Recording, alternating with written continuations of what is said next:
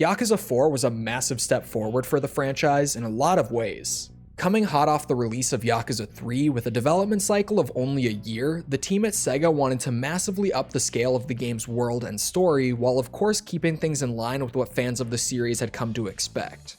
I just recently played the game for the first time myself this last week, and while I would say that they achieved that goal with great success, I also think there are some lingering issues here that really hold Yakuza 4 back from what it could have been. What exactly do I mean by that? Well, let's talk about it. But before getting too far into the video, I should mention that this is the 5th in a series of videos where I'm playing every game in the Yakuza series for the first time and reviewing them as I go along. You don't have to have seen the first few videos in order to enjoy this one, but you will be missing a lot of important context about my journey with those games and my thoughts on them if you haven't seen them. So for those that are interested in checking those out first, I'll have the link to the full playlist in the description below. But with that out of the way, Yakuza 4 is an action-adventure game developed and published by Sega for the PlayStation 3 in 2010. The best way that I could quickly describe this game would be to say that it's basically just Yakuza 3 but massively expanded and with its own unique story, much like what Yakuza 2 was to Yakuza 1. And when I say massively expanded, I really mean it. The first big thing that Yakuza 4 does to change things up is it takes us out of the shoes of Kazuma Kiryu and places us into the shoes of a new character for the very first time in the franchise. And yes, I know that Miyamoto Musashi from Kenzan technically counts, but just look at him, that's Kiryu, okay? And the game doesn't just introduce one new playable character, but 3. These 3 characters all have a full quarter of the game dedicated to just them and their own personal involvement within the overall story, with Kiryu of course returning for the final quarter of the game. The first of these fresh protagonists is Shun Akiyama, a loan shark who's known to be so tough that even the local Yakuza don't dare to mess with him or his business. Akiyama is the character that we start the game with, and early on, we learn that he's close with a man named Arai, a member of a low-ranking Tojo clan family. One night, Akiyama witnesses Arai shooting and killing a lieutenant of a rival family called the Ueno Seiwa before suddenly disappearing. This of course sparks a war between the Ueno Seiwa and the Tojo, and also sucks Akiyama into the whole thing since he just wants to find Arai before the Yakuza or the police do. Then there's Taiga Saejima. Saejima is a former hitman for the Tojo clan who was thrown into prison and given the death sentence for carrying out a massive hit that saw him killing 18 members of the Ueno Seiwa family. After being transferred to a prison off the shore of Okinawa, he meets Go Hamazaki, one of the 3 major antagonists from Yakuza 3. Hamazaki explains to him that his hit on the Ueno Seiwa 25 years ago was all an elaborate setup, and that he was simply a pawn they used so they could place the blame on him. The idea that his entire life was thrown away so that someone else could climb the ranks of the underworld obviously enrages Saejima, so he and Hamazaki work together to escape from prison and find the truth. Once out of prison, Saejima ends up meeting Kiryu, who helps him get to Kamurocho so that he can get the answers he needs about everything that happened 25 years ago. And the last of our new characters is Masayoshi Tanimura, a young detective with the Tokyo Police Department who's been looking into Saejima's assassination of the Ueno Seiwa 25 years ago, as his father was murdered while investigating the very same case. Of course, this investigation of Tanimura's into Saejima's hit, as well as his own father's death, ends up pulling him into the ongoing conflict as well. And if you haven't played the game for yourself before, you can probably start to imagine how these 3 characters all end up coming together throughout the game's events. And last but not least, our old pal Kazuma Kiryu gets pulled into things near the end, because, well, it just wouldn't be a mainline Yakuza title without Kiryu in it. All 4 of the playable characters in this game are really great, though I do have to give a special mention to Akiyama and Tanimura for definitely being my favorite of the bunch. And the moments during the story where these guys come together and start interacting with each other are awesome to witness after getting to spend a few hours with each of them individually, which is definitely also helped by just how well all of them bounce off of each other once they do. With those individual descriptions though, I've basically already covered the inciting incidents and the basic setup of what's going on in Yakuza 4's story. Much like Yakuza 3, to explain the story any further would mean spoiling things quite a bit, so I'll just leave the description at that for the sake of this video. As per usual with these games, I really enjoyed Yakuza 4's story. But I don't think that it's my favorite of the bunch, and I would actually say that it's on the weaker end of the 5 games I've played so far. I love the characters in this game, but the plot itself doesn't really pick up all that much until about halfway into the game, and things get pretty convoluted once they do get going. It's still really entertaining, but it's definitely worth mentioning that it's a bit messier than the stories in Yakuza tend to be, which is saying quite a bit if we're being honest with ourselves. With the story out of the way though, we can finally get into the gameplay. And as is tradition at this point, let's start things off with the combat. The combat in Yakuza 4 is damn near identical to that of Yakuza 3, but there are some changes that are worth talking about here. The first, and easily largest of the bunch, is that the enemy behavior has been adjusted quite a bit this time around. More specifically, their tendency to block has been massively reduced. So for those who found the more intentional pacing and tactical gameplay of Yakuza 3's combat to be obnoxious, you'll be glad to know that things are back to feeling more like the PS2 games here. And while I did enjoy how games like Kenzan and Yakuza 3 forced me to use my brain a bit more, I would also be lying if I said that there wasn't a simple pleasure in just being able to plow through groups of thugs easily by just throwing whatever cool moves I want to. So while I might slightly prefer the more defensive style of the earlier PS3 games, I can definitely still get into this style as well. Chase battles from Yakuza 3 also return here, and they've been improved a bit through the addition of some brand new mechanics. There's a new quick turn move that takes a little bit of extra execution from the player, but allows you to get a small speed boost while rounding corners, so it's very worthwhile to get used to it. Additionally, you can now grab things like empty bottles off the street and throw them at whoever you're chasing to get some easier hits on their stamina bar. There's nothing here that's necessarily game-changing, but I did say in my last video that I thought the chase battles had a lot of room for improvement, and sure enough, they went right ahead and improved them. The big thing to talk about with the combat though is how every single playable character here has a totally unique fighting style, complete with custom movesets and animations for each of them. I mentioned in my Yakuza 3 video that I was starting to get pretty tired of using the same moveset for Kiryu in every single game with no updates to the animations or anything, so this of course completely destroyed that feeling of monotony for me. Getting more specific with it though, Akiyama's style is much more kick-oriented. Like, almost every attack this guy has is either a kick or a knee attack.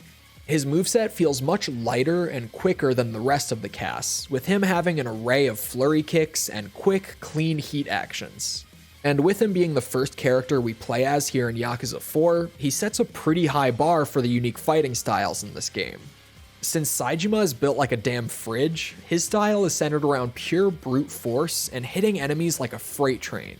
His moveset features a ton of chargeable attacks that can easily be thrown onto the end of other combos, and what he lacks in speed, he more than makes up for in both damage and defense. He's almost impossible to knock off balance while charging his moves, meaning you can just sit there and charge an attack right in an enemy's face, and there's nothing they can do about it but just stand there and wait for the pain train to come to town. His playstyle is a lot more linear and honestly a bit repetitive, but I have to say there's an undeniable fun factor to just how hard you hit people with him. Tanimura's style is actually pretty similar to a more basic street brawler like Kiryu, but with a much stronger focus on things like grabs and slick parries. Because of his more slim build, he's not much good in a straight up brawl, but he specializes in smoothly avoiding attacks from enemies, as well as locking them down one at a time to deal some massive damage. It seemed like a bit of a weird playstyle to me at first, but then it clicked that his specialties are ones that come from his training as a police officer. Once I realized that, it all started to really come together for me, and I ended up enjoying his style a lot despite its weaknesses. And for Kiryu, they just used his moveset from Yakuza 3. But weirdly, I really loved playing as Kiryu here in Yakuza 4, despite the fact that it was, yet again, largely just the same moveset that I've been using since Yakuza 1. I think there are two main reasons that I actually enjoyed him here, even though I was so burned out on his playstyle just 2 weeks ago. The first of these simply just being that the team had already put the effort in to make 3 entirely new movesets for this game. Because there was so clearly a ton of time and effort put into trying some new things with the series' combat, a return to Kiryu's classic moveset felt almost nostalgic rather than repetitive and lazy. This is obviously helped by the fact that you end up playing as Kiryu last, so during my playthrough, I was well over 20 hours deep before I ever even saw those classic combo strings. Additionally, Kiryu deals way more damage here than he did in the previous games, which almost makes him feel like a force of nature compared to the other 3 characters. It really drives home the idea that Kiryu is supposed to be one of, if not the strongest fighter ever in the Tojo clan, and also just makes it super fun to let loose with him near the end of the game. I mean, seriously, with how much damage this guy deals, he is borderline overpowered here in Yakuza 4.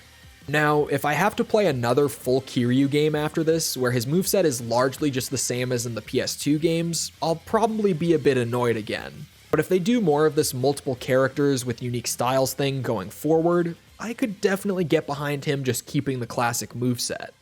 So all things considered, I really like the combat of Yakuza 4. However, it's not perfect, as it does still have some lingering issues from previous games, like mashing square and triangle just being the best option like 90% of the time, and the lock-on not always working as it's really supposed to. Additionally, the game's general structure can really hold the combat back unless you're going out of your way to complete every little piece of side content. By that, I mean that since you play as each character in the game for exactly 4 story chapters before moving on to the next one, you tend to reach that point where their unique style is just really starting to shine thanks to all the upgrades you've earned, before immediately being pulled away from that character to move on to the next one. Character levels and experience aren't shared between the 4 of them, so you'll repeatedly get to the point where you really start to feel like a badass, only to go back to being a level 1 character with little more than a handful of basic attack strings. Granted, that's less of an issue with the combat itself and more of a symptom of the game's general progression systems and structure, which I guess is a nice segue into the open world of Yakuza 4. The game once again takes place in the fictional district of Kamurocho, but unlike the last couple mainline titles, Yakuza 4 takes place entirely in Kamurocho. So in that sense, Yakuza 4 actually dials the scale back a bit compared to Yakuza 2 or 3. But since the whole game takes place in just one district, it allowed the team to expand on Kamurocho a good deal, and the way they went about doing so is actually pretty interesting. They wanted to make Kamurocho feel even more like a bustling urban environment, so to achieve this goal, they've added some new areas in the form of an entire rooftops map, some underground areas like parking garages and sewers that make up another map beneath the city, and even a fully explorable Little Asia area. So even though the game is just reusing the same Kamurocho from Yakuza 3, the team went ahead and added a whole map above it, a whole map below it, and also some new areas that now just exist within the map from before. And with me being the big Zelda fan that I am, I couldn't help but notice how eerily similar this approach is to one of the biggest games of 2023. It even almost makes me wonder if they took some inspiration from Yakuza 4. Neither the rooftops nor the underground areas change the overall experience that much, but they do expand the explorable space of Kamurocho, and of course, allowed the team to pack way more side content into this game than in the last one. One thing that was pretty interesting though was that some of these areas are only accessible while playing as a certain character. For example, anyone can reach the rooftops pretty easily, but only Saejima can freely go down into the sewers since he's the only one who's strong enough to lift the manhole covers. Additionally, Tanimura is the only character who can enter Little Asia, since he's the only member of the main cast who can speak languages like Mandarin and Korean. This adds a little extra spice to playing as the different characters, since each of them have their own unique side content in their own unique areas that they can access while exploring the world. And while Akiyama isn't able to access any areas that are unique to just him, he does have a whole system unique to him in the form of the ally system. This is a pretty simple one, where by either doing something small to help someone out, or by buying a bunch of items from one specific shop, Akiyama can actually befriend random NPCs out in the world who will then help him out in various ways later on.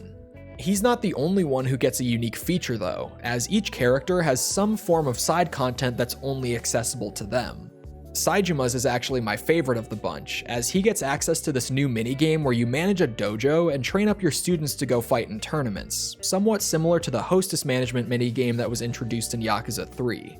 And much like the hostess maker, I got a little too addicted to training up my students and watching them compete to earn money for the dojo, and honestly spent way longer than I should have messing around with it. Tanimura gets access to a police scanner, which will randomly notify you of random ongoing incidents while you're out exploring Kamurocho. Should you decide to go and help out, you'll normally have to beat someone in a fight or complete a chase battle to resolve the conflict, and you'll then usually get a nice chunk of change in return for your efforts. So while it's not all that transformative to the overall experience, it is a nice little way for Tanimura to make some extra cash. And Kiryu's is even more simple, with him just being attacked by random gangs while moving around the city thanks to his infamous status as the Dragon of Dojima. And yeah, that's actually about all there is to it.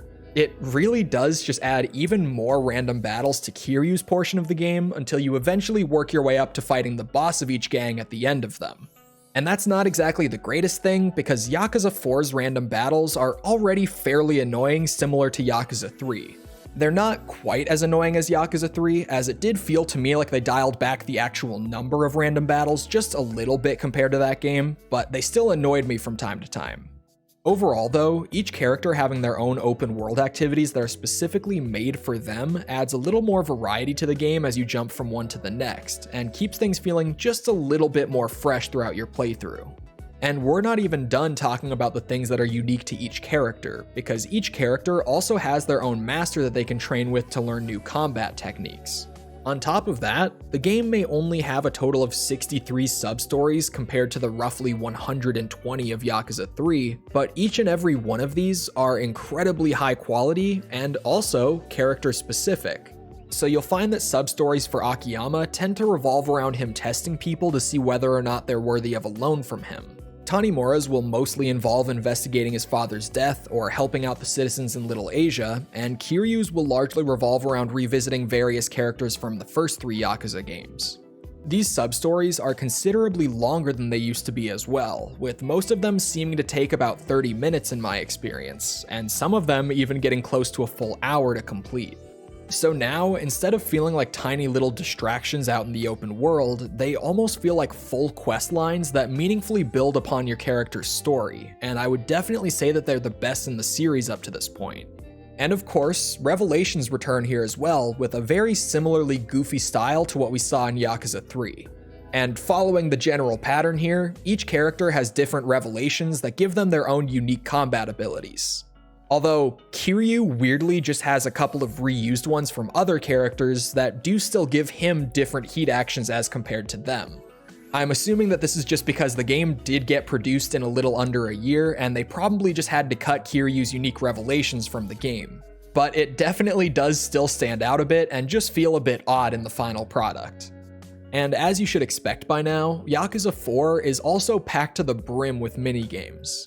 Every single minigame from Yakuza 3 has been brought straight over here, and a small handful of new ones have also been added to bring the grand total for Yakuza 4 to 23 minigames. There aren't really any new standout minigames here though, aside from the dojo one that I mentioned earlier. And maybe this table tennis one. In the table tennis minigame, you can slowly charge up your heat bar for a guaranteed point by just consistently hitting the ball back at the other player. The catch though is that you'll always be playing against women in this minigame, so you can charge your heat gauge faster by just staring at their chests. And as each game goes on, their robes will progressively come more loose with each point you score, giving you a better look and charging your heat gauge even faster. You really just can't make this stuff up, can you? And of course, playing these mini-games, completing subquests, or really doing just about anything in the open world will earn you some experience points for the character you're currently playing. The progression here is actually pretty interesting, as leveling up will simply increase your character's max health, max heat gauge capacity, and also give you a few of what the game calls soul orbs. These soul orbs can then be used to purchase new skills for your character, and interestingly, almost every skill available to a character is available to purchase from the very start of the game. So you could of course start by purchasing the cheaper and less powerful skills to work your way up, but if you want to purchase Kiryu's Tiger Drop at level 3, you're perfectly capable of doing so. So you still gain new skills through earning experience points here, but rather than needing to progress through the levels in a handful of different categories, you can now just pick up whatever you want, whenever you want.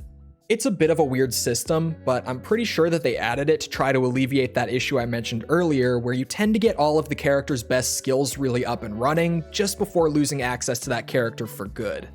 it kind of works, but a lot of those cheaper skills are also just really foundational things that you kind of need for the combat to feel smooth, so it doesn't really fix the issue. Which actually brings us to something else I would like to mention before I wrap up the video. That being that during the final chapter of the game, you're able to freely switch between the 4 main characters by just going up to and talking to them.